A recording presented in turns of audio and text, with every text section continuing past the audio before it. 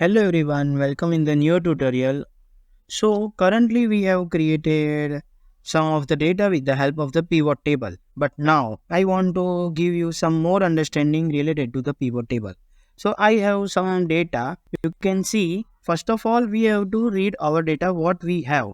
So you can see that there are total 6297 line items are there, and now, first column is week, second one is order number, third one column is order type, then packing size, item quantity, unit price, total price, supplier name, SKU code, item name, international name, unit of measure, country, ordered by, so who has ordered the product, category name, category abbreviation, and the subcategory name.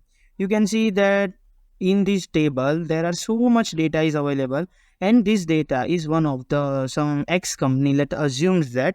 And with this data we want to analyze that the different kind of scenario. You may understand, if someone has given you something like data and you want to analyze it, so for that purpose pivot table will be very useful to you. So let us first of all convert this whole data into the table. So for that purpose, uh, one more thing first of all I want to highlight over here. This video may be long, but if you will gone through this whole video, you will learn many more things, because in this video I want to give you the understanding all about the pivot tables. So I will request all of you to please go through whole video rather skipping, and in this only single video you will get understanding more much more things. And I also like to create the videos in a single item so that you can understand very well rather making different small videos. So now let us start. So first of all we will convert this whole table into the our table. So this thing I have not teach you yet, but what you have to do, you have to just control A, so it will select whole table, and then after you can click on this insert button and table, and just press OK. So our But here you can see, if we have pressed OK, it has inserted one additional row. So let us do Ctrl Z. And now again, if you click on insert and then table, my table as a header. So automatically it will select first row as a header and then press OK.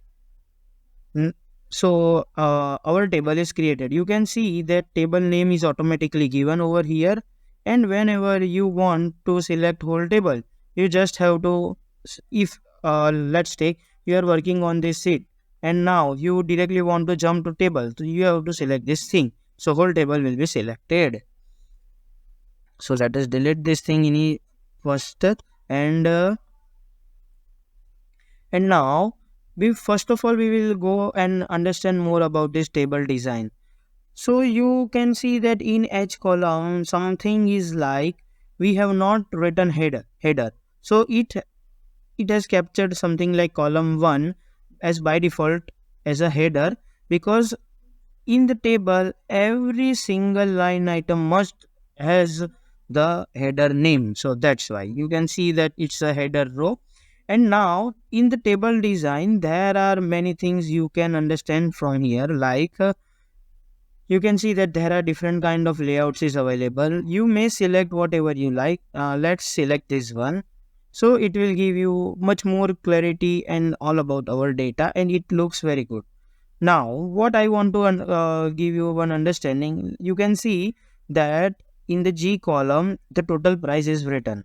Now if I am going to write down one equation like item quantity multiplied by unit price, you may see that it has selected whole at the rate item quantity at the rate unit price. So whenever you are writing any of the equation in the table, it will automatically capture the header name. Just make sure that this selects automatically, and if you press OK, all the data automatically it has filtered out and captured automatically. You can see. Okay, so now you may see that these both the things are same. So we may remain any of the one column, So let us remove this control minus, and now you can see that our whole table is ready.